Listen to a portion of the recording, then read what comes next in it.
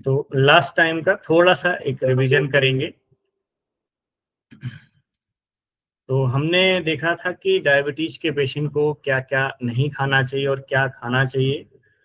तो उसमें हमने देखा था कि उनको सभी तरह के जो फल हैं, सब्जियां हैं, साबुत अनाज हैं, लीन प्रोटीन है, हेल्दी फैट है और अनप्रोसेस्ड फूड, इन सब चीज़ों पर ध्यान देना चाहिए। कार्बोहाइड्रेट को कंट्रोल करना चाहिए और जो मीठे खाद्य पदार्थ हैं या पीने वाले जो पदार्थ हैं, सोडा, कैंडी, डेजर्ट, ये सब चीज़ों को अवॉइड करना है। फिर हमने देखा था हेल्दी फैट लेना चाहिए। फिर खाने का पोर्शन उनको डिसाइड करना चाहिए। फाइबर उनके खाने में मौजूद होना चाहिए। हाइड्रेटेड रहें। भोजन का समय एक निश्चित तय समय पर होना चाहिए। तो ये हमने कुछ चीज़ें देखी थी। उसके बाद फिर हमने जो टॉपिक था हमारा, वो था लो ग्लाइसीमिक इंडेक्स।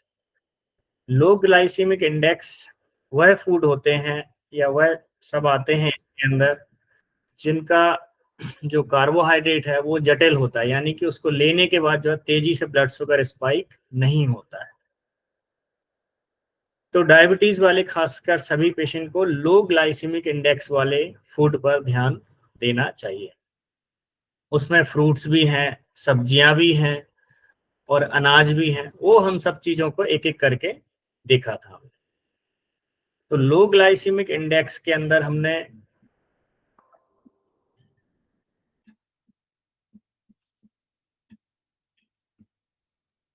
स्टडी किया था कि एक तो नॉन स्टार्ची वेजिटेबल, ऐसी वेजिटेबल जिनमें स्टार्च कम मात्रा में हो, जैसे ब्रोकली, पालक, फूल गोभी, बेल मिर्च, टमाटर जैसी सब्जियां जिनमें कम जीआई होता है। जीआई मींस ग्लाइसेमिक इंडेक्स, और ये फाइबर में। तो हमने नॉन स्टार्ची वेजिटेबल्स देख ली थी। लेग्यूम्स देख लिए थे, उसमें हमने बीन्स, दाल, छोले और अन्य फलियां वाली जो भी सब्जियां जिनमें कम जीआई के साथ प्रोटीन अच्छा होता है और फाइबर ज्यादा मात्रा में पाया जाता है। होल ग्रेन्स भी हमने देख लिए थे कि जिसमें जो भी हमारे अनाज हैं, मोटे अनाज हैं, ब्राउन चावल है ना, जौ है और बाजरा है, ये सब मोटे अनाज के अंदर आ जाते हैं। तो ये तीन चीजें हमने लास्ट क्लास में कंप्लीट की थी। अभी हम नेक्स्ट जो है हमारा, ये सभी जो है लो ग्लाइसीमिक इंडेक्स वाली चीजें हैं। तो उनमें नॉन स्टार्ची वेजिटेबल, जिन्होंने पिछली क्लास अटेंड नहीं की है वो समझने के लिए आपको पुराना वीडियो आप देख लें लास्ट वीक का, फिर ये आपको ज्यादा अच्छे से समझ में आएगा। लेग्यूम्स हो गई थी, होल ग्रेन्स हो गया, अभी नट्स एंड सीड के बारे में हम पढ़ेंगे।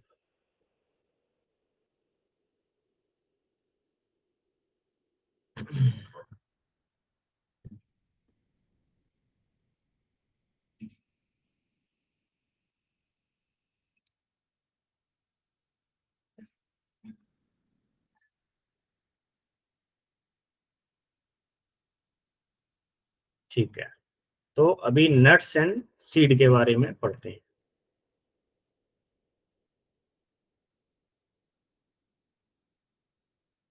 तो सभी रेडी हैं? सबसे पहले मन ही मन गुरु जी को नमन करते हुए हम आज की क्लास शुरू करते हैं और प्रार्थना करते हैं आप जो भी पढ़ें आपको खूब याद रहे और जब जरूरत पड़े उस समय आपको याद आए और आप जो है इस ज्ञान का उपयोग मरीजों को ठीक करने में करें।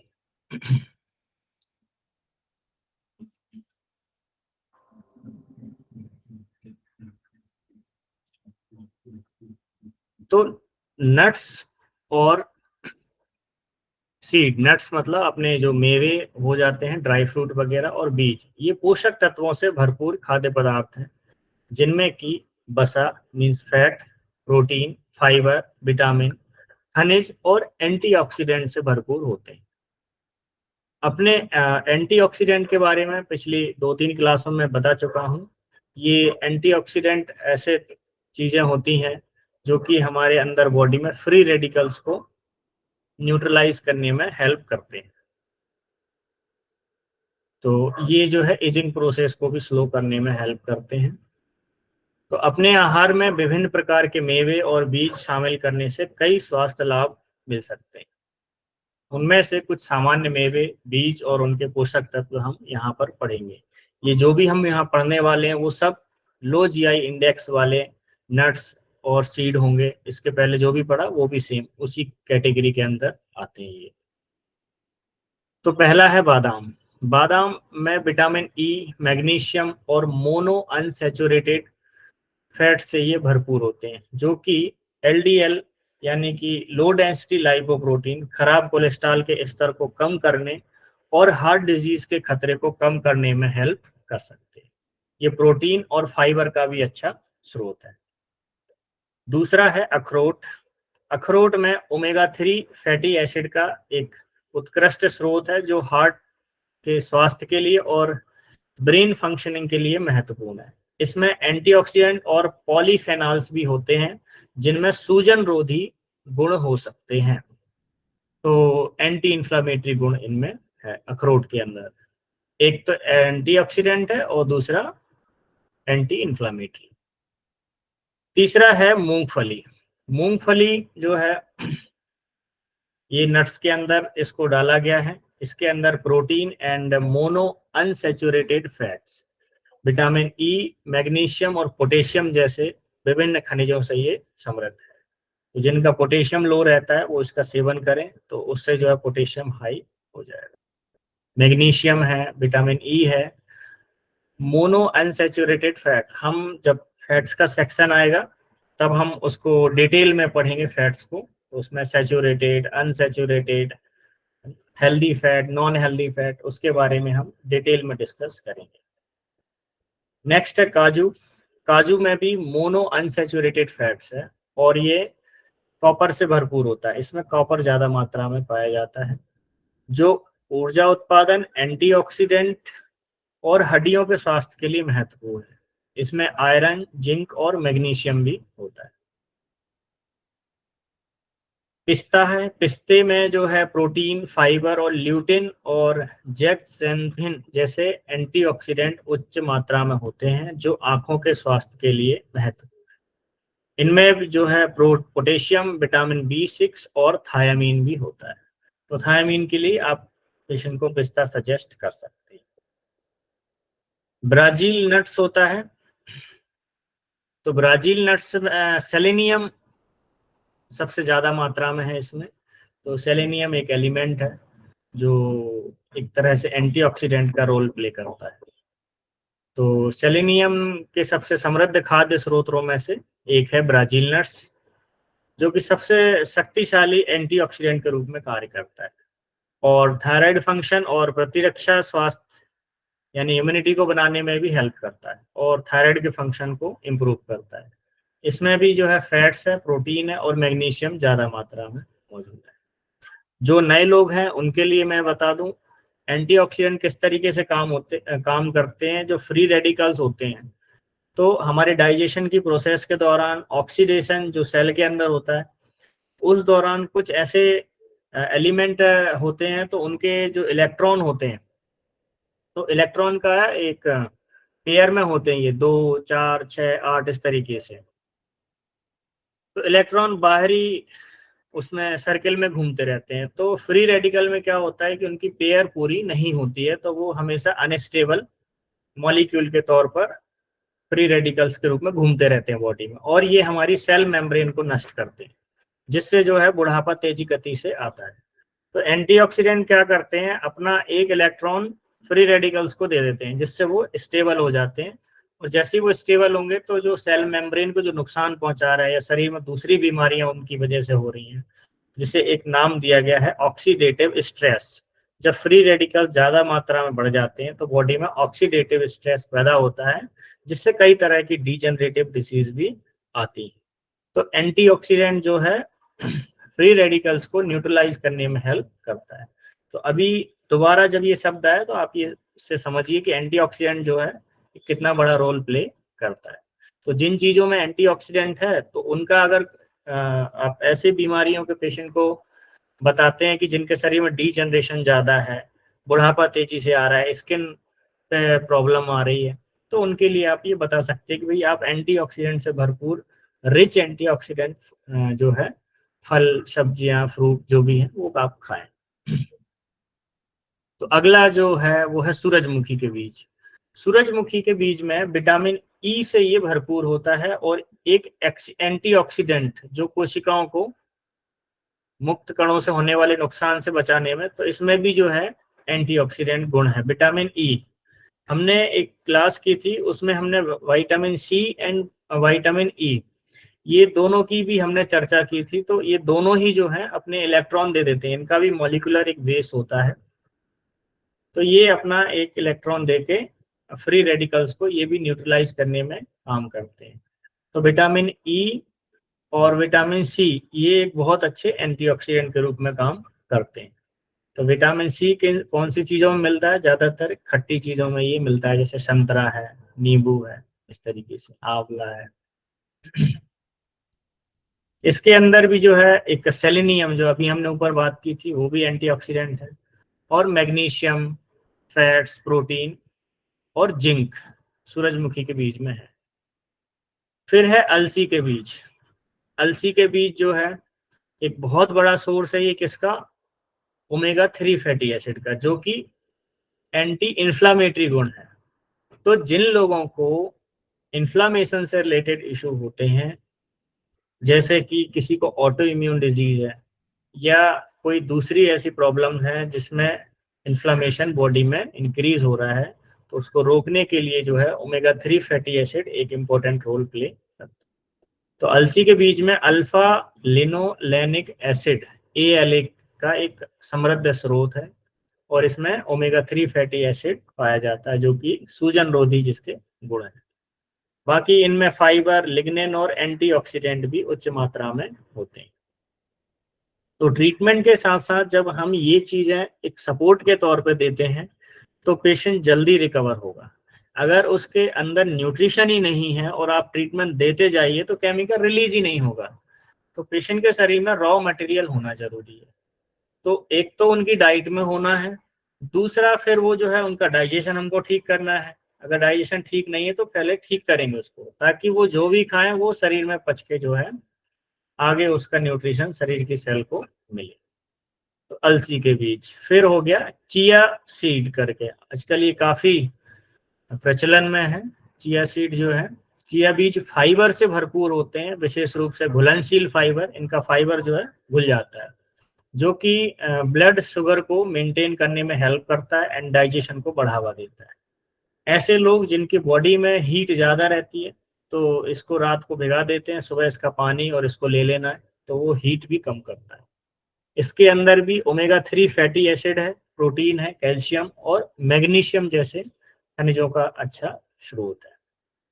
फिर है अगला, लास्ट है ये कद्दू के बीज, पंपकिन सीड। तो कद्दू के बीज, जिन्हें पेपिटास भी कहा जाता है, इसमें प्रोटीन, फाइबर और हेल्दी फैट है। बाकी इसमें जो मैग्नीशियम, जिंक, आयरन और विटामिन ई और कैरोटीनॉइड्स जैसे एंटीऑक्सीडेंट से भी समृद्ध है। तो मोटे तौर पे देखा जाए तो जो भी हमारे नट्स एंड सीड हैं, इनमें एंटीऑक्सीडेंट भरपूर मात्रा में है, मैग्नीशियम भरपूर मात्रा में है, फाइबर है, प्रोटीन का अच्छा स्रोत है ये, और ओमेगा 3 फैटी एसिड भी इनमें मिल जाता है। तो एक बार मैं रिपीट कर देता हूँ। हमने पहले देखा बादाम, अखरोट, मूंगफली, काजू, पिस्ता, ब्राजील नट्स, सूरजमुखी के बीज, अलसी के बीज, चिया सीड, कद्दू के बीज। तो ये हम क्या कर सकते हैं कि जैसे हमने इकट्ठे एक डब्बे में आप थोड़े जो है अलसी के बीज ले लीजिए, थोड़े पंपकिन सीड ले लीजिए, है ना, और जो ड्राई फ्रूट के मैंने नाम बताया वो सब ले लीजिए। रात को थोड़ा सा सभी की थोड़ी थोड़ी मात्रा लेके पानी में भिगा दीजिए। सुबह उठने के बाद जब वो सोख हो जाए तो उनको आप ले सकते हैं। तो आपकी सारी रिक्वायरमेंट जो है, आपको सेलेनियम भी मिल जाएगा, एंटीऑक्सीडेंट भी मिल जाएंगे, विटामिन ई मिल जाएगा, है ना। ये जो 10 चीजें मैंने आपको बताई, तो इनमें से अगर कुछ चीजें भी लेंगे तो आपको काफी सारे विटामिन आपको मिल जाएंगे। तो ये आप पेशेंट को सलाह दे सकते हैं। इसके बाद हम, ये हो गया हमारा नट्स एंड सीड का सेक्शन। इसके बाद आते हैं लो जीआई फ्रूट। अब डायबिटीज वाले पेशेंट का एक सवाल होता है कि सर हम खाएं तो खाएं क्या, हर चीज में शुगर है।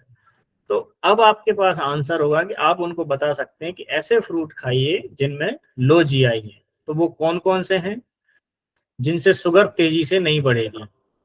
इंसुलिन डिपेंडेंट पेशेंट को थोड़ा ध्यान रखना पड़ेगा, उसको ये चेक करना पड़ेगा कि इन फ्रूट से उसको कोई नुकसान तो नहीं है। वैसे ज्यादातर ये यहाँ पर जो भी हम बात करेंगे वो सारे लो जीआई फ्रूट्स ही होंगे। तो कम ग्लाइसीमिक इंडेक्स फल वे होते हैं जिनका रक्त शर्करा के स्तर पर न्यूनतम प्रभाव पड़ता है, क्योंकि वे उच्च जीआई फलों की तुलना में अधिक धीरे धीरे पचते हैं और अवशोषित होते हैं। तो यहाँ हम कुछ उदाहरण देखते हैं। पहला है जामुन, स्ट्रॉबेरी, ब्लूबेरी, रास्पबेरी और ब्लैकबेरी जैसे जामुन में कार्बोहाइड्रेट कम होता है और फाइबर अधिक होता है, तो जो उन्हें रक्त शर्करा के स्तर को मेंटेन करने के लिए सबसे बढ़िया एक अल्टरनेटिव है। इसमें जो है विटामिन, खनिज और एंटीऑक्सीडेंट से भी ये समृद्ध है। तो आप पहला फ्रूट उनको बोल सकते हैं कि आप जो है जामुन खाइए। दूसरा है चेरी।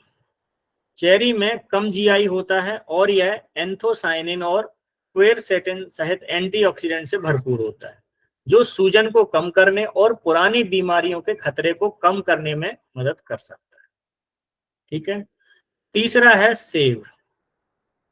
सेब भी आप सजेस्ट कर सकते हैं। सेब फाइबर का एक अच्छा स्रोत है, विशेष रूप से घुलनशील फाइबर, जो कार्बोहाइड्रेट के पाचन और अवशोषण को धीमा करने में मदद कर सकता है, जिससे जीआई कम हो सकता है। और इनमें फ्लेवोनॉइड्स और विटामिन सी जैसे एंटीऑक्सीडेंट होते हैं। तो ये 3 फ्रूट हो गए। चौथा है नाशपाती। नाशपाती जो है घुलनशील फाइबर इसके अंदर भी है, ये भी जो है ब्लड शुगर को मेंटेन करने में और डाइजेशन को इम्प्रूव करने में हेल्प करता है। इसके अंदर भी जो है भरपूर मात्रा में एंटीऑक्सीडेंट है। नेक्स्ट है अंगूर। अंगूर में अपेक्षाकृत कम जीआई होता है और यह रेसवेराट्रोल जैसे एंटीऑक्सीडेंट से भरपूर होता है, जिसका कार्डियो प्रोटेक्टिव प्रभाव होता है, यानी हार्ट के लिए अच्छा होता है। हालांकि उनकी प्राकृतिक शर्करा सामग्री के कारण उनका सीमित मात्रा में सेवन करना चाहिए। अंगूर का जो सेवन करेंगे थोड़ी कम मात्रा में कर सकते हैं, ज्यादा नहीं, थोड़ी मात्रा प्रेफर की जा सकती है। अगला है संतरे। तो संतरे और अन्य खट्टे फल जैसे अंगूर और कीनू का जीआई कम होता है। ये विटामिन सी, फाइबर और एंटीऑक्सीडेंट से भरपूर है। फिर है आड़ू। आड़ू में कार्बोहाइड्रेट की मात्रा कम होती है और उसका जीआई भी कम होता है। यह उन लोगों के लिए उपयुक्त विकल्प बन जाता है जो अपने ब्लड शुगर के स्तर पर हमेशा नजर रखते हैं उसको मेंटेन करने के लिए। वे विटामिन ए और सी, पोटेशियम और फाइबर का भी अच्छा स्रोत है आड़ू। अगला है आलू बुखारा। आलू बुखारा में फाइबर और एंटीऑक्सीडेंट उच्च मात्रा में होते हैं, जो रक्त शर्करा के स्तर को नियंत्रित करने में और सूजन को कम करने में हेल्प करते हैं। तो ये जो है विटामिन ए, सी और के साथ साथ पोटेशियम से भी जो है समृद्ध है। नेक्स्ट है खुबानी। खुबानी में कैलोरी और कार्बोहाइड्रेट कम होते हैं और इसका जीआई भी कम होता है। तो ये डायबिटिक पेशेंट के लिए बहुत अच्छा एक विकल्प के तौर पे लिया जा सकता है। इसमें विटामिन ए, सी और पोटेशियम, एंटीऑक्सीडेंट भी इसमें ज्यादा मात्रा में मौजूद है। नेक्स्ट है कीवी। कीवी एक पोषक तत्वों से भरपूर फल है जिसमें कार्बोहाइड्रेट कम होता है और इसका जीआई भी कम है। इसमें जो है विटामिन सी, विटामिन के, फाइबर और ल्यूटिन और जेक्सेंथिन जैसे एंटीऑक्सीडेंट का एक उत्कृष्ट स्रोत। तो ऐसे करीब हमारे पास अब 10 फ्रूट हैं जिनकी आप सलाह दे सकते हैं पेशेंट को कि भाई आप ये बोलते कि हम खाएं तो खाएं क्या जिससे शुगर ना बढ़े, तो आप ये लो जीआई फ्रूट खा सकते हैं।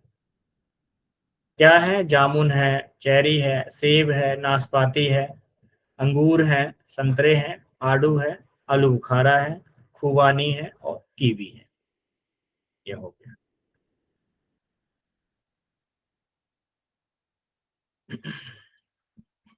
तो यहाँ पर हमारे लो जीआई फ्रूट्स कंप्लीट है।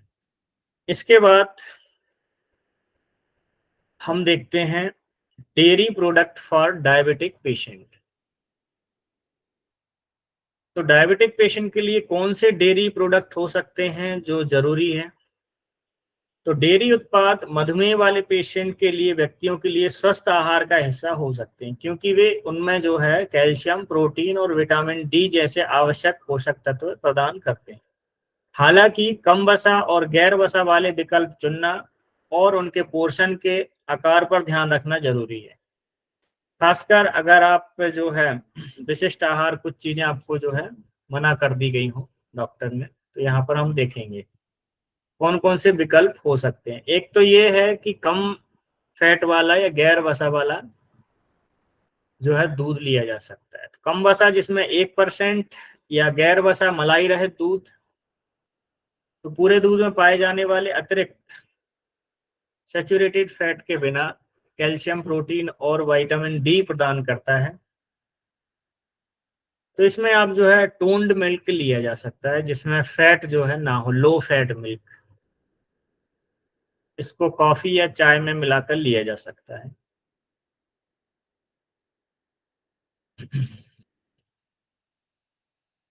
ग्रीक कर्ड है, उसको लिया जा सकता है। कम फैट वाला दही, तो दूध की तरह कम वसा वाला या बिना वसा वाला दही अतिरिक्त वसा के बिना कैल्शियम, प्रोटीन और विटामिन डी का अच्छा स्रोत है। तो सादे बिना मीठे दही की तलाश करें और उसे किसी दूसरी चीज के साथ भी लिया जा सकता है। पनीर है, पनीर में कार्बोहाइड्रेट कम होता है, तो यह अच्छी मात्रा में प्रोटीन का स्रोत है। तो डायबिटीज वाले पेशेंट इसको भी अपना डाइट में शामिल कर सकते हैं। स्ट्रिंग चीज है, सोया मिल्क भी लिया जा सकता है। सोया मिल्क जो है सोयाबीन से बना एक डेयरी विकल्प है जिसमें नेचुरल रूप से कम कार्बोहाइड्रेट और कोलेस्ट्रॉल फ्री होता है। यह प्रोटीन, कैल्शियम और विटामिन डी का अच्छा स्रोत है। बादाम का दूध या नारियल का दूध भी लिया जा सकता है बिना मीठा, जिसमें चीनी नहीं डालनी है।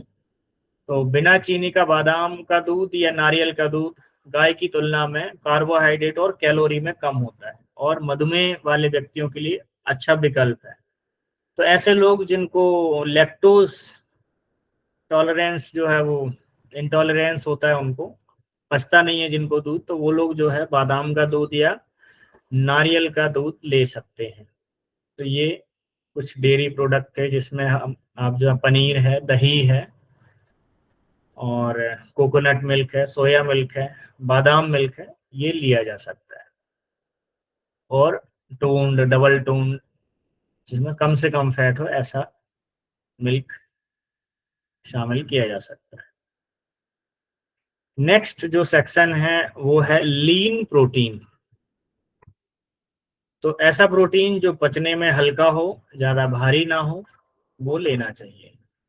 तो लीन प्रोटीन संतुलित आहार का एक अनिवार्य घटक है, विशेष रूप से मधुमेह से पीड़ित व्यक्तियों के लिए, क्योंकि वे रक्त शर्करा के स्तर को स्थिर करने में मदद कर सकते हैं और अत्यधिक मात्रा में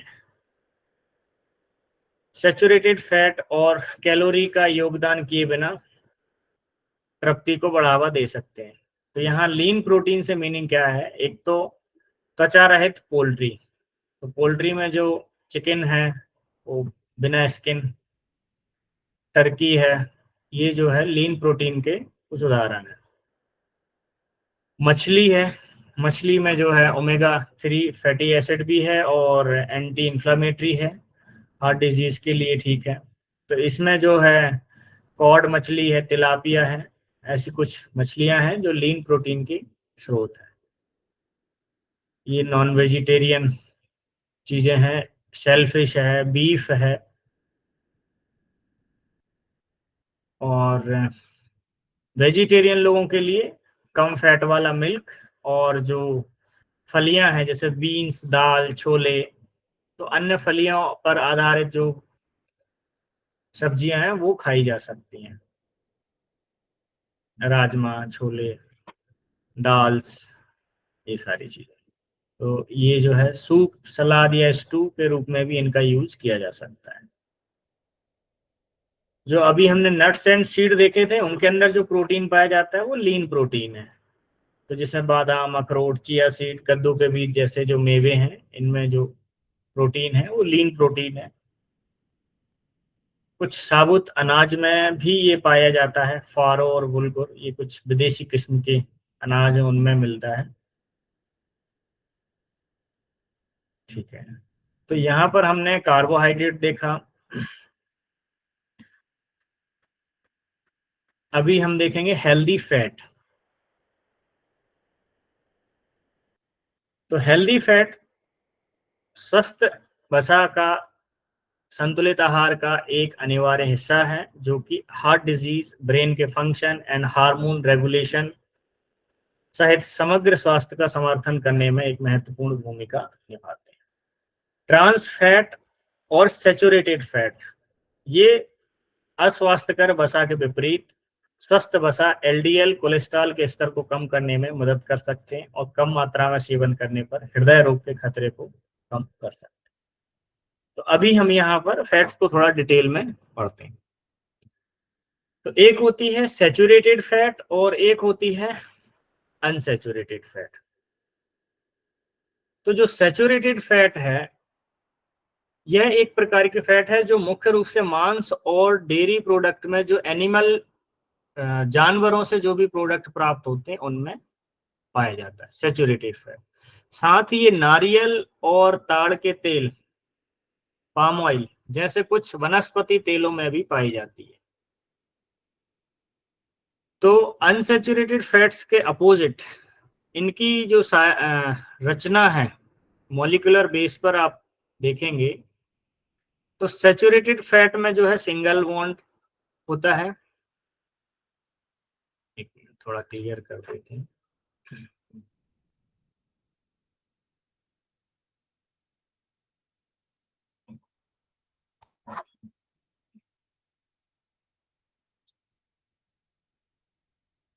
हाँ, तो सैचुरेटेड फैट में एक पिक्चर आपको मैं शो कर देता हूँ, तो उससे जो है समझ में आएगा।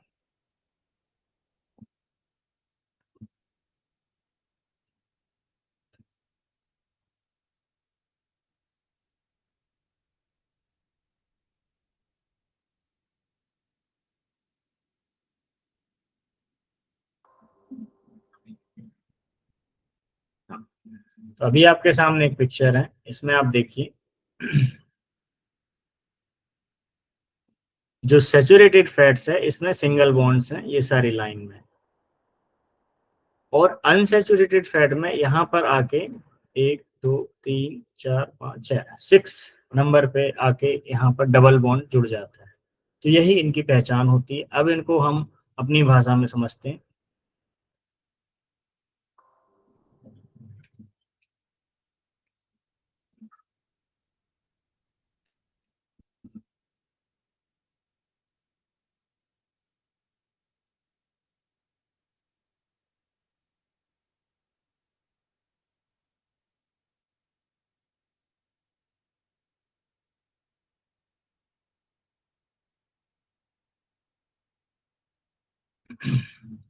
तो यहाँ पर जो हम सैचुरेटेड फैट देख रहे हैं उसमें क्या है कि एक सिंगल बॉन्ड है, तो ये जो है रूम टेम्परेचर पर अक्सर जम जाते हैं। ध्यान देने वाली बात है कि सैचुरेटेड फैट जो है ये जम जाएंगे। तो जैसे आपने देखा होगा जब ये वनस्पति तेल लेके आते हैं या घी जो है, या कभी कभी ठंड के दौरान नारियल भी जम जाता है। तो ऐसे फैट्स जो रूम टेम्परेचर पर हार्ड हो जाते हैं अक्सर, या जो जिनके मॉलिक्यूल बहुत नजदीक नजदीक रहते हैं, तो ये जो है काफी गाढ़े होते हैं और थिक होते हैं सैचुरेटेड फैट्स। तो इनमें जो है सिंगल बॉन्ड होने के कारण ये जो है इनके मॉलिक्यूल नजदीक नजदीक होने से हार्ड हार्डनेस इनके अंदर आती, जो और इसीलिए ये हमारे हृदय के लिए या धमनियों के लिए नुकसानदायक होते हैं। क्यों? क्योंकि ये अंदर जाके चिपक जाते हैं, तो हमारी आर्टरीज के अंदर चिपक जाते हैं, है ना, वेन्स के अंदर, जहां जहां भी इनको जगह मिलती है वहां पर ये चिपकना शुरू कर देते हैं। जब एलडीएल बढ़ता है, इसी में यही एलडीएल है, लो डेंसिटी लाइपोप्रोटीन, इनके अंदर जो लाइपोप्रोटीन है वो लो डेंसिटी का होता है। तो सैचुरेटेड फैट्स, तो ये जो है डेयरी प्रोडक्ट में, जानवरों से मिलने वाले मांस में ज्यादा मात्रा में पाया जाता है, और नारियल और पाम ऑयल वगैरह जो है उनमें ये होता है।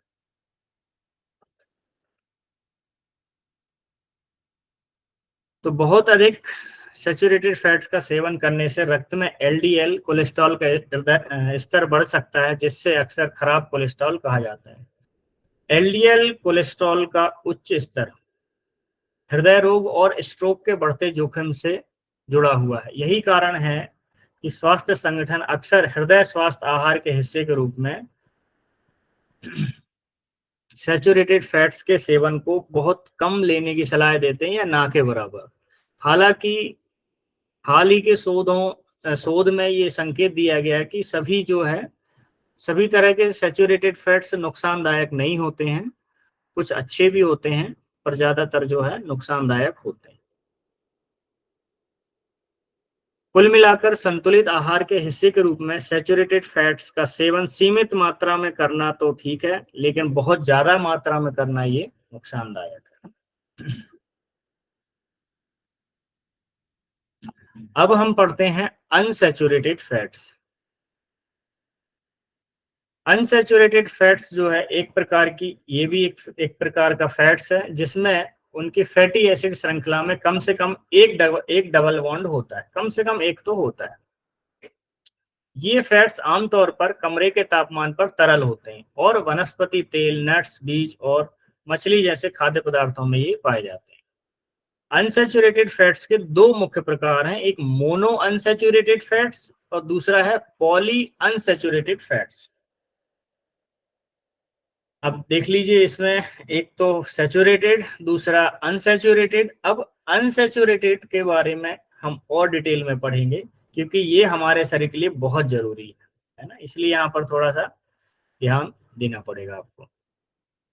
तो पहला है मोनो अनसैचुरेटेड फैट्स और दूसरा है पॉली अनसैचुरेटेड फैट। तो मोनो अनसैचुरेटेड फैट्स इन बसा में इनकी फैटी एसिड श्रृंखला में कम से कम एक डबल बॉन्ड होगा, कम से कम एक डबल बॉन्ड होगा।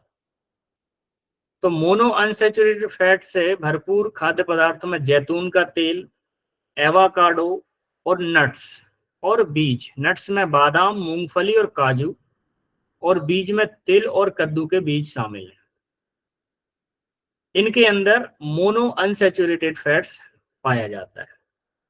तो ये जो फैट्स है ये शरीर के लिए, इनमें जो है शरीर के लिए नुकसानदायक नहीं होता है। मोनो अनसैचुरेटेड फैट्स कई स्वास्थ्य लाभों से जुड़े हुए, जिनमें बेहतर हृदय स्वास्थ्य और हृदय रोग का जोखिम कम होता है। दूसरा है पॉली अनसैचुरेटेड फैट्स। तो इन फैट्स में इनकी फैटी एसिड चेन में दो या दो से अधिक डबल बॉन्ड होते हैं, तो ये क्या कहलाते हैं? Poly unsaturated fats. Poly unsaturated fats को उनकी रासायनिक श्रृंखला के आधार पर दो श्रेणियों में विभाजित किया जाता है। अब यहाँ भी दो श्रेणियां हैं, है ना, बहुत डीप जाने वाले हैं। किसी को पानी पीना है तो अभी पी लीजिए, फिर हम और थोड़ा और डिटेल में जाएंगे। 1 मिनट का गैप ले लेते हैं तो फ्रेश हो जाएगा माइंड।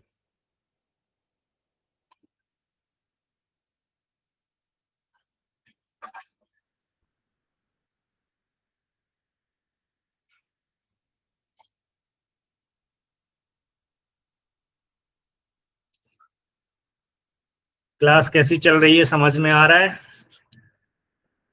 आप चैट में लिखें कि आपको समझ में आ रहा है या नहीं, या कुछ ऐसा क्वेश्चन है तो वो बाद में हम ले लेंगे।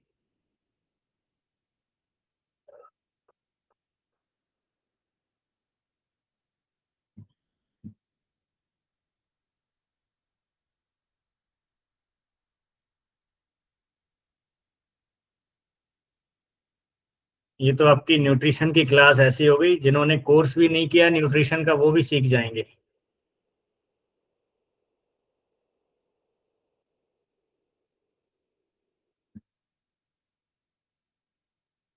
मैंने भी कोई कोर्स नहीं किया न्यूट्रिशन का फिलहाल तो, पर पढ़ने से सब कुछ चीजें पता चलती हैं।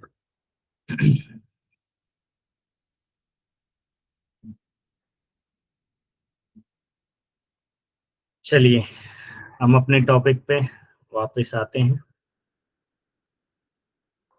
तो हमने देखा फैट्स दो तरह के होते हैं, सैचुरेटेड और अनसैचुरेटेड फैट्स।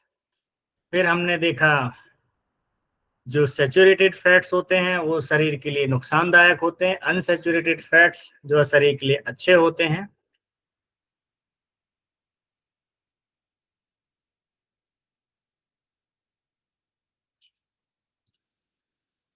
और फिर हमने देखा कि अनसैचुरेटेड फैट में भी दो तरह के होते हैं, मोनो अनसैचुरेटेड फैट्स और पॉली अनसैचुरेटेड फैट।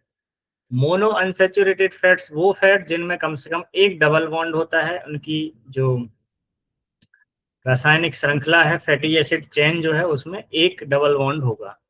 और पॉली अनसैचुरेटेड फैट में कम दो या दो से अधिक डबल बॉन्ड। अब पॉली अनसैचुरेटेड फैट्स जो है उसको भी दो भागों में बांटा गया है, ओमेगा 3 फैटी एसिड और ओमेगा 6 फैटी एसिड। तो पॉली अनसैचुरेटेड फैट्स के स्रोतों में वसायुक्त मछली जैसे सैल्मन, मैकरल और ट्राउट, अलसी, चिया सीड, अखरोट, सोयाबीन का तेल और मकई का तेल शामिल है। ओमेगा 3 फैटी एसिड अपने सूजन रोधी गुणों के लिए जाने जाते हैं। ये एक बहुत महत्वपूर्ण चीज है, ये अपने दिमाग में नोट कर लीजिए, क्योंकि अक्सर ऐसे पेशेंट अभी वर्तमान समय में बहुत ज्यादा मात्रा में आ रहे हैं कि जो है उनको ऑटो इम्यूनिटी की वजह से शरीर में जो है इन्फ्लामेशन की शिकायत काफी लोगों में देखने को मिल रही है, अर्थराइटिस वगैरह बहुत ज्यादा मात्रा में हो रहा है।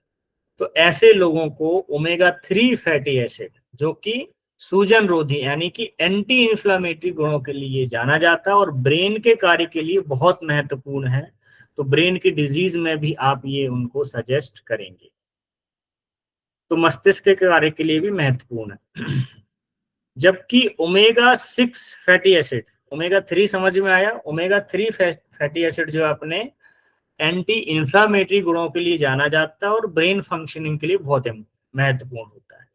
और ओमेगा 6 फैटी एसिड विकास और वृद्धि के लिए आवश्यक है, शरीर में जो है डेवलपमेंट के लिए ये ओमेगा 6 जरूरी है। लेकिन ओमेगा 3 के सापेक्ष अत्यधिक सेवन सूजन में योगदान भी कर सकता है। तो अब ये भी एक इम्पोर्टेंट चीज है कि अगर ज्यादा मात्रा में लेंगे तो ये भी नुकसान करेगा।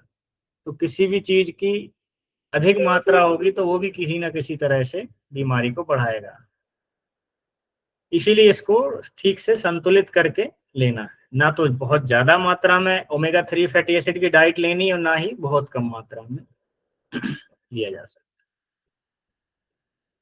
अनसैचुरेटेड फैट्स को सैचुरेटेड फैट और ट्रांस फैट की तुलना में स्वास्थ्य विकल्प एक अच्छा विकल्प मान के इसका यूज किया जाता है, क्योंकि वे संतुलित आहार के हिस्से के रूप में सेवन किए जाने वाले कोलेस्ट्रॉल के स्तर को बेहतर बनाने, सूजन को कम करने और समग्र हृदय स्वास्थ्य का समर्थन करने में मदद करते हैं। हालांकि उन्हें संयम से खाना अभी भी महत्वपूर्ण है, क्योंकि वे कैलोरी घने हैं, यानी कि उनमें ज्यादा मात्रा में कैलोरी होती है और अत्यधिक सेवन जो है वजन बढ़ाने में योगदान कर सकता है। अगर कोई ड्राई फ्रूट ज्यादा भी खाता है तो उससे फिर वजन भी बढ़ेगा। तो एक नियमित कुछ मात्रा, एक फिक्स मात्रा में जो है लिया जा सकता है। तो शाकाहारी लोगों के लिए इसमें बहुत सारी चीजें ओमेगा 3 फैटी एसिड की जो मैंने बताई, जैसे अलसी है, चिया सीड है, अखरोट है, सोयाबीन का तेल, मकई का तेल, ये लिया जा सकता है। अलसी सबसे बढ़िया रिच सोर्स है ओमेगा 3 फैटी एसिड का। और मछली के रूप में जो है वो सैल्मन मछली है, मैकरेल है और ट्राउट, उसमें ये पाया जाता है।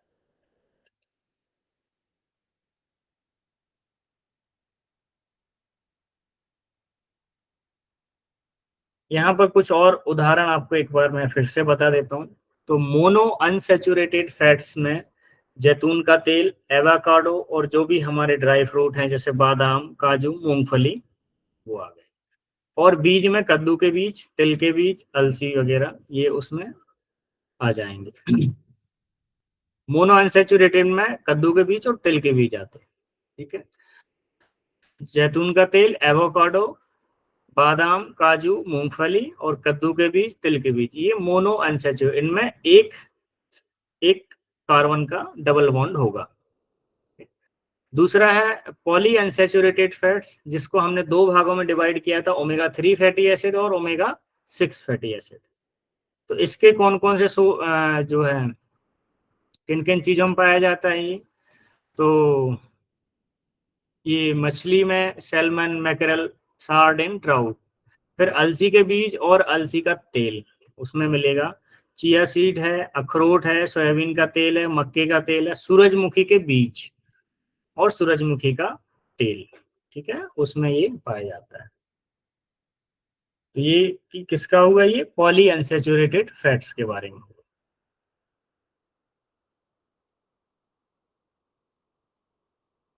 ओमेगा 3 फैटी एसिड के बारे में हमने थोड़ा पढ़ लिया है, कुछ इसमें ज्यादा। कैनोला का तेल भी होता है और भांग के बीज, उसमें भी जो है ये पाया जाता है ओमेगा 3 फैटी एसिड। अच्छा, ओमेगा 6 किस में पाया जाता है ये रह गया था, शायद आपके मन में सवाल उठ रहा होगा कि ओमेगा 3 तो पता चल गया, ओमेगा 6 कौन सी चीजों में मिलता है। तो ओमेगा 6 फैटी एसिड भी पॉली अनसेचुरेटेड फैट है, जो शरीर में एक इंपॉर्टेंट रोल प्ले करता है, जो कि शरीर के वृद्धि और विकास के लिए जरूरी है। तो ये जो पाया जाता है सोयाबीन के तेल में ये पाया जाएगा, मक्के का तेल, सूरजमुखी के तेल में भी रहता है, कुसुम का तेल आता है उसमें ये पाया जाता है, और कुछ दाने और बीज हैं।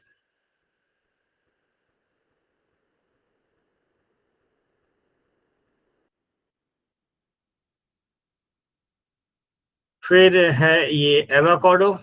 तो एवोकाडो जो है मोनो अनसेचुरेटेड फैट, विशेष रूप से ओलिक एसिड से भरपूर होता है, जो विभिन्न स्वास्थ्य लाभों से जुड़ा होता है, जिसमें हृदय स्वास्थ्य में सुधार और सूजन में कमी के लिए शामिल है। ये जो भी हम फैट्स देख रहे हैं ये शरीर के लिए इंपॉर्टेंट फैट्स हैं। तो एवोकाडो है। नारियल का तेल के बारे में दो कुछ महत्वपूर्ण चीजें ये जानना है कि नारियल के तेल में जो है मीडियम ट्राइग्लिसराइड चेन होती है, तो जो कि एक तरह का सेचुरेटेड फैट है। तो जो लंबी फैटी एसिड की श्रृंखला की तुलना में अलग तरह से इसका मेटाबॉलिज्म होता है। तो कुछ तरह के जो शोध रिसर्च जो बताती हैं कि कम मात्रा में नारियल तेल के सेवन से हार्ट डिजीज तो नहीं होती, लेकिन अगर ज्यादा मात्रा में इसका सेवन किया जाए तो हार्ट डिजीज का ये खतरा बन सकता है, क्योंकि इसमें जो है ये सेचुरेटेड फैट्स है, सिंगल बॉन्ड वाला जो है। ठीक है। Nut butter. तो बादाम, मूंगफली या काजू से बने प्राकृतिक नट बटर स्वस्थ वसा, प्रोटीन और फाइबर के अच्छे स्रोत हैं। इनका भी कुछ मात्रा में प्रयोग किया जा सकता है। जैतून और जैतून का तेल, इनमें जो है मोनो अनसेचुरेटेड फैट्स हैं, जो एंटीऑक्सीडेंट से भरपूर होते हैं और स्वेलिंग को कम करने में मदद करते हैं। सीड्स के रूप में चिया सीड, अलसी, भांग के बीज, कद्दू के बीज, इनको जो है स्मूदी या दही या सलाद के रूप में लिया जा सकता है। डार्क चॉकलेट, उच्च कोको सामग्री जिसमें 70% या उससे अधिक वाली dark chocolate mono unsaturated fats और फ्लेवोनॉइड्स नामक एंटीऑक्सीडेंट से भरपूर होती है, जो कि हृदय स्वास्थ्य और मस्तिष्क के कार्य के लिए लाभकारी है। तो एक सीमित मात्रा में इसका भी प्रयोग किया जा सकता है। तो अपने आहार में विभिन्न प्रकार के स्वस्थ वसा हेल्दी फैट को शामिल करने से समग्र स्वास्थ्य और कल्याण को बढ़ावा देने में मदद मिलती है। प्रत्येक भोजन में हेल्दी फैट के स्रोतों को शामिल करने का लक्ष्य रखें और साथ ही संतुलित आहार बनाए रखने के लिए हिस्से के जो पोर्शन है उसमें अपना एक डिसाइड करें कि उसमें हमें कितनी मात्रा में फैट्स मिलाना है। ठीक है, अभी हमारा नेक्स्ट है लो जीआई स्वीटनर्स।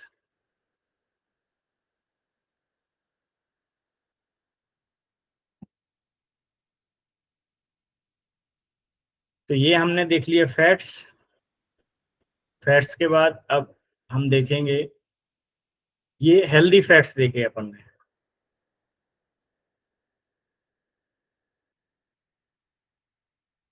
तो लो जीआई स्वीटनर्स, अब भाई किसी को मीठा खाना है, डायबिटिक पेशेंट को, तो उनके लिए लो जीआई स्वीटनर्स रिकमेंड किए जा सकते हैं। वो हम देखेंगे कि वो कौन से होते हैं जिनको खाया जा सकता है या जिनसे डायबिटीज का खतरा कम है।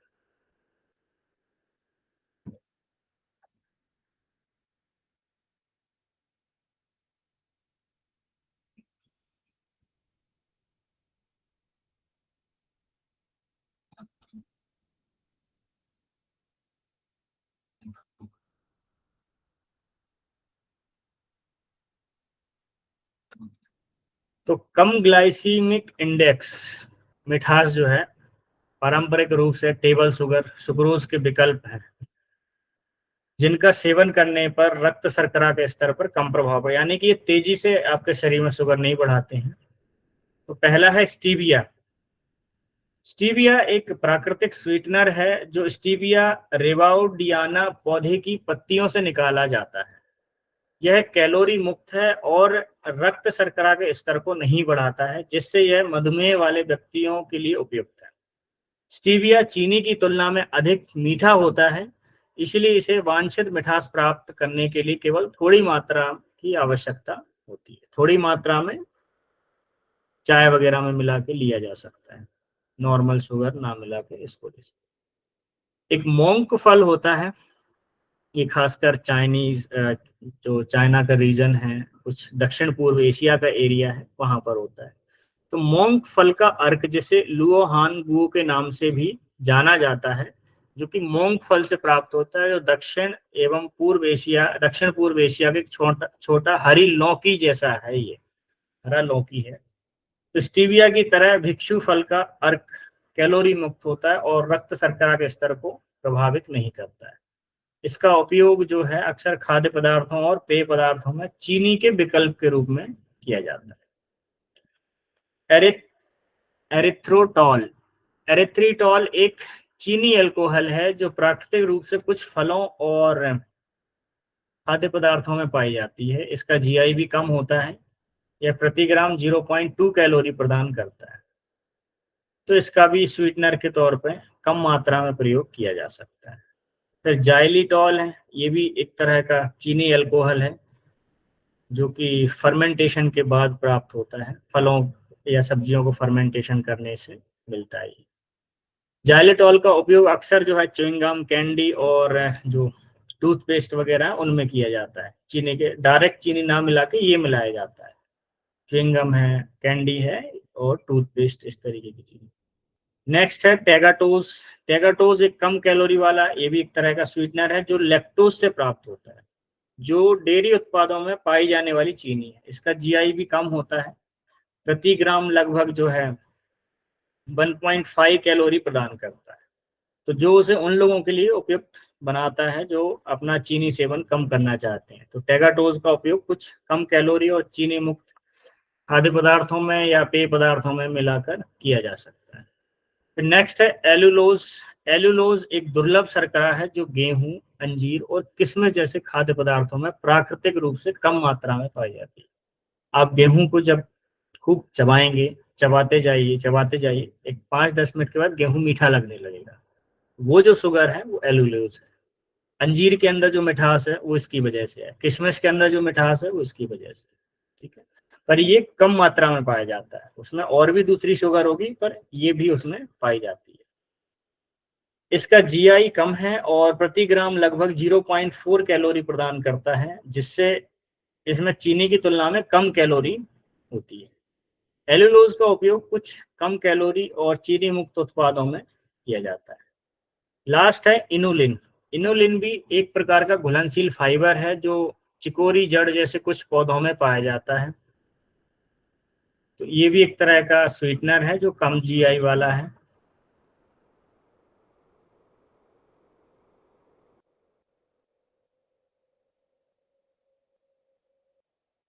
तो यहाँ पर इसका बेकिंग इंडस्ट्री में भी यूज किया जाता है इनुलिन का।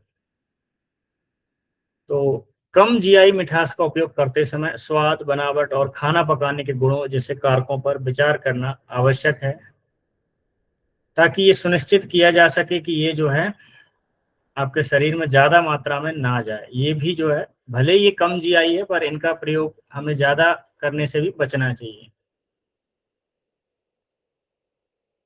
ये स्वीटनर ऐसे हैं जिनकी थोड़ी सी मात्रा जो है काफी मिठास भर देती है चीजों में, और इनसे कई बार गैस्ट्रो इंटेस्टाइनल प्रॉब्लम होने का भी डर है। किसी किसी को ये नहीं भी पच सकते हैं, तो इसका ध्यान रखना जरूरी है। ठीक, यहाँ पर हो गए हमारे लो जीआई स्वीटनर्स। अब हम देखेंगे हाई फाइबर फूड कौन से हैं जो लिया जाए। तो उच्च फाइबर वाले खाद्य पदार्थ स्वस्थ पाचन तंत्र को बनाए रखने में, तृप्ति को बढ़ावा देने और समग्र स्वास्थ्य का समर्थन करने के लिए आवश्यक है। यहाँ पर हम उच्च फाइबर वाले खाद्य पदार्थों के बारे में देखेंगे। तो जिनमें ज्यादा मात्रा में फाइबर, हम ज्यादातर कौन से पेशेंट को रिकमेंड करते हैं? वैसे तो सबको ही फाइबर लेना ही चाहिए, पर जिनको कब्ज ज्यादा रहती है, कॉन्स्टिपेशन रहती है, जो लो फाइबर जिनकी डाइट है, तो उनको कॉन्स्टिपेशन होगी, इस तरीके की प्रॉब्लम्स होंगी, तो उन्हें हमें ये डाइट देनी है कि भाई जो है आपको हाई फाइबर फूड लीजिए जिनमें फाइबर ज्यादा मात्रा में पाया जाता है। तो पहले हैं लेग्यूम्स, फलियां। तो इनमें जो है बीन्स, दाल, छोले, मटर फाइबर के अच्छे स्रोत। एक कप पकी हुई फलियां, मतलब यही सब चीजें लगभग 12 से 15 ग्राम फाइबर प्रदान करती है, और वे प्रोटीन, विटामिन और खनिजों से भी भरपूर है। हमने देखे थे अभी उनमें मैग्नीशियम है, पोटेशियम है ना, प्रोटीन है, इस तरीके की एंटीऑक्सीडेंट है, ये सब पाए जाते हैं। तो ये लिया जा सकता है इनको पका के। दूसरा है हाई फाइबर में साबुत अनाज। साबुत अनाज में जो भी जौ है, ब्राउन राइस है ना, गेहूं है, गेहूं का जो चोकर ना निकाला हुआ चोकर है, तो ऐसे जो भी अनाज जिनके ऊपर जो कवर होता है ना, वो कवर में फाइबर मेन रूप से होता है। चाहे आप बाजरा की कोटिंग देखिए, या अपना जो जवारी है, मक्का है, इन सब चीजों में जो है फाइबर ज्यादा मात्रा में पाया जाता है। इसलिए इनको साबुत कहा जाता है कि साबुत मतलब जैसा है वैसा उसका उपयोग करना, उसको कोई पॉलिश की जरूरत नहीं, पॉलिश निकलते ही फाइबर खत्म। इसीलिए ये पेट की बीमारियां हो रही हैं, क्योंकि फाइबर जा ही नहीं रहा है साबुत अनाज के रूप में। ठीक है, और हम फ्रूट, वेजिटेबल कब खाते हैं? जब बीमार होते हैं, तब हमें याद आती है कि हाँ भैया जो है हमें फल खाना चाहिए बीमार होने के बाद। अगर हम पहले ही ये सब चीजें डाइट में शामिल करें तो बीमार ही नहीं होंगे। चलिए, तो ये दो चीजें हो गई, यहाँ पता चला कि फलियां हैं, साबुत अनाज। तीसरा फल, ऐसे फल जिनमें ज्यादा मात्रा में फाइबर पाया जाता है, तो वो है सेब है, नाशपाती है, जामुन है। ये हम दो चीजें ध्यान रख रहे हैं इसमें, एक तो फाइबर भी होना चाहिए और लो जीआई भी होना चाहिए, है ना, तो उसका भी ध्यान देंगे। तो जैसे हमने अभी आगे पढ़ा था कि सेब है, नाशपाती है, जामुन है, स्ट्रॉबेरी वगैरह, इनमें संतरे हैं, इनमें फाइबर पाया जाता है। कीवी है।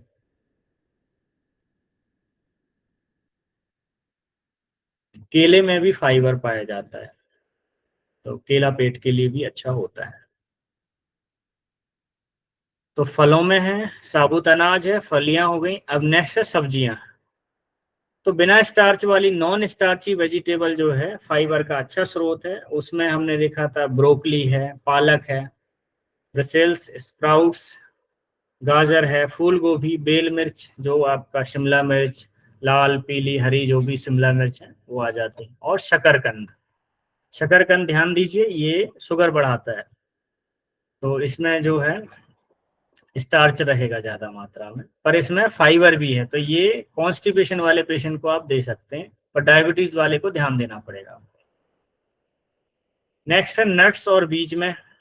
तो नट्स और बीज में भी जो है फाइबर पाया जाता है, तो उसमें बादाम, अखरोट, चिया सीड है, अलसी के बीज, कद्दू के बीज और सूरजमुखी के बीज। फिर पॉपकॉर्न में भी जो है फाइबर होता है, अच्छी मात्रा होती है। तो एयर पॉप्ड कॉर्न एक साबुत अनाज का नाश्ता है जिसमें फाइबर की मात्रा काफी होती है और कैलोरी कम होती है। इसे स्वस्थ रखने के लिए अधिक मक्खन या नमक डालने से बचना चाहिए। जामुन, रसभरी, ब्लैकबेरी, स्ट्रॉबेरी जैसे जामुन ना केवल स्वादिष्ट होते हैं बल्कि फाइबर से भी भरपूर होते हैं, तो इन्हें ताजा या जमा कर खाया जा सकता है, दही, दलिया, स्मूदी या सलाद में भी मिलाकर ले सकते हैं। एवोकेडो में है, एवोकेडो एक अनोखा फल है जो फाइबर, हेल्दी फैट, विटामिन और खनिजों से भरपूर है, मिनरल से। इसे सैलेड, सैंडविच में मिला के आप नाश्ते के तौर पे खा सकते हैं। चिया सीड मैंने अभी थोड़ी देर पहले बताया था कि इसमें भी फाइबर होता है और ओमेगा 3 फैटी एसिड होता है जो कि एंटीऑक्सीडेंट से भरपूर है। तो इसकी पुडिंग है, स्मूथी है, वो बना के लिया जा सकता है। तो ये हो गए हाई फाइबर फूड। क्या क्या चीजें थी हमने देखी उसमें। तो रिच फाइबर डाइट हो गई है। अब rich oxidant fruit, rich oxidant fruits तो ये आ जाएंगे, ब्लूबेरी है। ब्लूबेरी को अक्सर फलों में एंटीऑक्सीडेंट में सबसे अच्छे स्रोतों में जाना जाता है। इसमें फ्लेवोनॉइड्स विशेष रूप से एंथोसाइनिन से भरपूर होते हैं जो उन्हें उनका गहरा नीला रंग देते हैं। स्ट्रॉबेरी है, इसमें भी रिच एंटीऑक्सीडेंट है। रास्पबेरी है, ब्लैकबेरी है, अकाई बेरीज हैं। जितनी भी तरह की बेरीज हैं ज्यादातर सभी जो है एंटीऑक्सीडेंट से भरपूर है, तो जो भी मार्केट में बेरीज मिले खा लीजिए, उनको जो है डाइट में शामिल कीजिए, है ना। फिर है अनार। अनार अपने एंटीऑक्सीडेंट से भरपूर बीजों के लिए बेस कीमती है जो पॉलीफेनॉल से भरपूर होते हैं जिसमें प्यूनिकेलेगिन और एंथोसाइनिन शामिल है। अनार का जूस इस फल का सेवन करने का एक लोकप्रिय तरीका है, तो जूस के रूप में लिया जा सकता है। संतरा, इसमें हमने अभी बात की थी कि इसमें भी जो है बहुत बढ़िया एंटीऑक्सीडेंट है ये, जो कि इम्यूनिटी के लिए और हमारी स्किन के लिए बहुत महत्वपूर्ण है। इसमें जो है फ्लेवोनॉइड्स और एंटीऑक्सीडेंट गुणों वाले अन्य फाइटोकेमिकल्स भी होते हैं। चेरी, चेरी खासतौर पर तीखी चेरी एंथोसाइनिन और क्वेरसेटिन जैसे एंटीऑक्सीडेंट से भरपूर होती है। वे अपने एंटी इन्फ्लेमेटरी गुणों के लिए भी जाने जाते हैं। थोड़ा सा लास्ट और बचा है, ये कंप्लीट करते हैं। रिच एंटीऑक्सीडेंट वेजिटेबल्स, अभी हमने फ्रूट देख लिए, अब हम वेजिटेबल और देख लेते हैं। तो इसमें पालक, एक सब्जी है केल, केल करके आती है। केल एक और पत्तेदार हरी सब्जी है जो एंटीऑक्सीडेंट से भरपूर होती है जिसमें विटामिन सी, विटामिन के, बीटा कैरोटीन और फ्लेवोनॉइड्स होते हैं। यह ल्यूटिन और जक्सेंथिन का भी एक अच्छा स्रोत है जो आंखों के लिए अच्छा है। ये रिच एंटीऑक्सीडेंट हम वेजिटेबल्स देख रहे हैं। तो इसमें पहला है पालक, दूसरा है केल, तीसरा है ब्रोकली। ब्रोकली भी एंटीऑक्सीडेंट से भरपूर होती है, इसमें vitamin C, vitamin E, beta carotene और विभिन्न फ्लेवोनॉइड्स शामिल हैं। इनमें सल्फोराफेन भी होता है जो शक्तिशाली एंटीऑक्सीडेंट है और एंटी इंफ्लेमेटरी गुणों वाला एक यौगिक। बेल पेपर्स, ये अपनी जो भी शिमला मिर्च है, खासकर लाल और पीली किस्में जो हैं, तो ये vitamin C, vitamin A, beta carotene और फ्लेवोनॉइड्स जैसे एंटीऑक्सीडेंट की मात्रा अधिक होती है। ये एंटीऑक्सीडेंट कोशिकाओं को ऑक्सीडेटिव स्ट्रेस, अभी मैंने सबसे पहले बात की थी उस समय, ये वही वर्ड है, ऑक्सीडेटिव स्ट्रेस क्यों पैदा होता है? फ्री रेडिकल्स के कारण। तो उससे बचाने में और इम्यूनिटी के कार्य को बढ़ाने के लिए जो है मदद करते हैं। फिर गाजर है, गाजर में बीटा कैरोटीन भरपूर मात्रा में पाया जाता है जो कि एंटीऑक्सीडेंट है शक्तिशाली। टमाटर है, टमाटर में भी जो है लाइकोपीन वगैरह ये सब पाए जाते हैं, विटामिन ई है, सी है, बीटा कैरोटीन है। ब्रसेल्स स्प्राउट, तो ये भी जो है इनमें रिच एंटीऑक्सीडेंट पाए जाते हैं और सूजन को भी ये कम करते हैं। चुकंदर है, चुकंदर में बीटालिन जैसे एंटीऑक्सीडेंट, ये जो अलग अलग नाम है ना, ये एंटीऑक्सीडेंट के नाम है। कभी जब डीप स्टडी होगी तो फिर इन नामों का भी जिक्र किया जाएगा, उस समय फिर डिटेल में पढ़ा जाएगा। तो बीटालिन में भी सूजन रोधी और विषहरण यानी जहरीले तत्वों को खत्म करने की क्षमता होती है, किसमें? चुकंदर। फिर बैगनी गोभी, बैगनी कलर की जो गोभी है वो भी जो है एंटीऑक्सीडेंट से भरपूर है। शकरकंद है, शकरकंद में भी बीटा कैरोटीन, एंथोसायनिन जैसे एंटीऑक्सीडेंट। तो इन सबको जो है हमें अपनी डाइट में जरूरत के हिसाब से शामिल करना है। तो यहाँ पर आज की क्लास एंड होती है, टॉपिक अपना चल रहा है।